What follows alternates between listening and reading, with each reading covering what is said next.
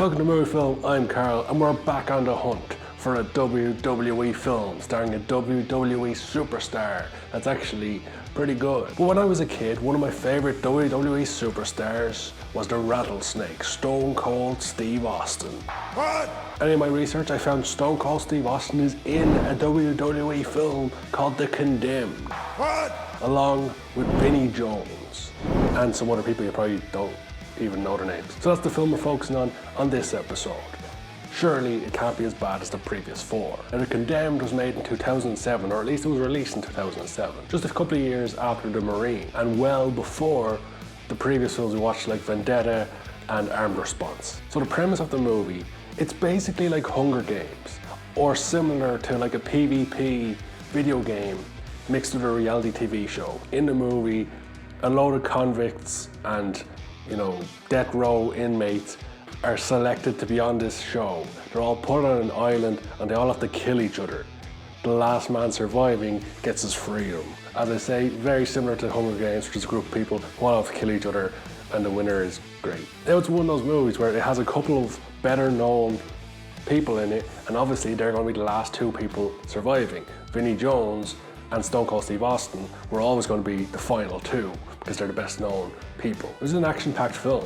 There's all sorts of fighting and crazy stunts and, stuff that WWE should be good at. And one thing I think they did right for this genre of movie is they brought in Stone Cold Steve Austin. What? Who legitimately can be a convincing badass. And for a long, long time, for many people's childhoods, Stone Cold was the biggest name in the industry. He was one of the biggest stars in the world in his field. So putting him into one of their movies just made sense. And on top of that, Vinny Jones, especially in this movie, he plays a very good bad guy. He knows how to be a sadistic bad guy that people don't like. But the movie does have its downfalls. In particular, the action scenes, the way they're shot, they're just horrendously shot. They're very difficult to follow because of the shaky cam and the super close-ups, and yeah, it was just terrible to watch. The premise is interesting. This happened before the Hunger Games films came out, but the way they've done it, it was kind of rushed in places. And sometimes the storytelling was a bit slow, to the point where I was picking up my phone a lot, without even realizing that I was doing it really. I was just picking it up, having a look at Twitter, seeing if the world was exploding, which it has been doing for some of this year. But because I was picking up my phone so much, I actually missed one character being killed off. I don't know why. I don't know when I missed it, but I didn't see her getting killed off, the girl who's on the poster. They do a good job at the beginning showing the different individuals being brought to the island, like the big tall guy and the guy who knows karate and Vinny Jones' character, and they all have an impressive list of killings before them to show that these are tough people. But the movie's got some weird points and some of the fights are just super quick and some of the action's hard to follow, but the overall story was okay, if not predictable. Like, we knew that Vinny Jones and Stone Cold would be the last two standing.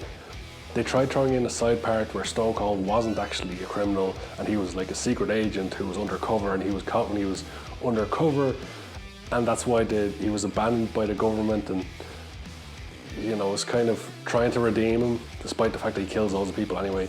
But at the end, the guy who's running the whole show betrays everybody, wants to keep all the money, and Vinny Jones, who wins the ultimate thing, as the last man standing, you're led to believe, he ends up at a TV station where they've been recording everything. He basically just goes on killing spree and kills everybody. And then Stone Cold reappears and kills Vinny Jones. And then the Stone Cold's going after the big final boss guy who controlled it all, and he's running up a hill with two guns, chasing after him, who's going to be in a helicopter, and the guy's about to fly away, and the guy's girlfriend, who he was abusive to earlier in the movie, she hands Stone Cold one of these explosive bracelets which they all had on their ankles, and Stone Cold, who couldn't shoot the guy, he wasn't close enough to shoot him, but he takes the explosive and he throws it into the helicopter, despite the helicopter being so far away. A little bit of suspension of disbelief. As I say, the story, it was very predictable that Stone Cold was always going to come out on top. It was good guy versus bad guy, even though they're all bad guys, really. Stone Cold and Vinny Jones made the best of their characters. Stone Cold was a badass. Vinny Jones was a badass in his own way. Is it a great movie? No. Is it an enjoyable movie? If action movies are your thing, I think you'll get something out of it, but I don't think it's ever going to be considered a good movie. It's okay. And that's perhaps the highest praise I've given to any WWE film so far. By comparison to the other WWE films we've featured so far, this film may as well be Citizen Kane. It's 10 times better than every other WWE film we've watched so far. And this film was made way earlier than some of them, like Vendetta and Armed Response. This film was made almost 10 years before both of those. And it looks better, it sounds better, and it's got better writing, better characters. It's still not a movie I'll ever watch again, it's still not gonna be one of my favorite movies, but it's a step in the right direction. It just seems that afterwards WWE made like several steps backwards, but it gives me hope that somewhere out there is a good WWE film starring a WWE superstar. This one was okay, but I wouldn't class it as good. So as I've said on previous episodes, guys, if you know of a good WWE film starring a WWE superstar, let me know all about it. Let me know why I should watch it. And even if there's a bad one you think I should watch, just for hilarity's sake, tell me that too. And of course, if you've seen The Condemned, it's on Netflix. If you've seen The Condemned, let me know your thoughts on the film. Am I underselling it? Am I overselling it? Let me know your opinions. And of course, if you liked today's video, please hit that like button just so I know that you're watching. And of course, if you're new to Movie Film, please hit that subscribe button for new videos every Wednesday and Friday. And with all that out of the way, thank you so much for watching. What?